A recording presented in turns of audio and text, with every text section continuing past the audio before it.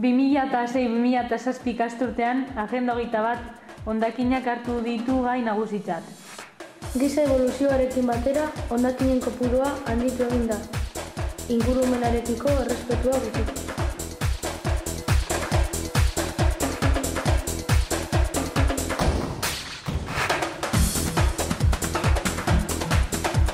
Hiru urrats nagusitan bereizten dugu, eta ingurunea zaintzeko aukera ematen dute. Baita garrantzitsua da ondorengo ordenean egitea. Murriztu, bererabili eta birziklatu. Birziklatu. Zenbait produktuetatik beran osagaiak eskuratzea, horiek antzeko produktuen fabrikazioa berriro erabiltzeko. Papera eta kartoia, beira eta janari hondarrak arazorik gabe birzikla daitezke.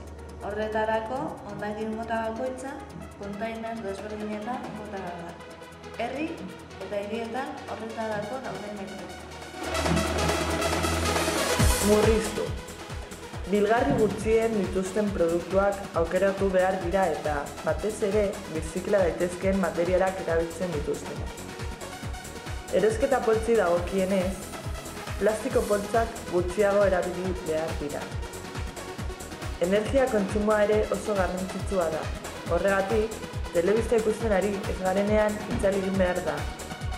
Baita argiak ere, behar ez baditugu. Aholku hona da kontsumo gutxiko gonbiak erabiltzea, etxean zein lanean.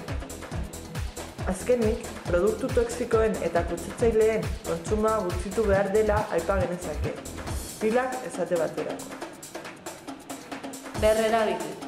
Ahalik eta gauza gehiago berrerabiliz gero, zabor gutxiago sortu dugu.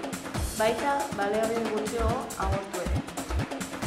Agenda 21 aurten egindako proiektu.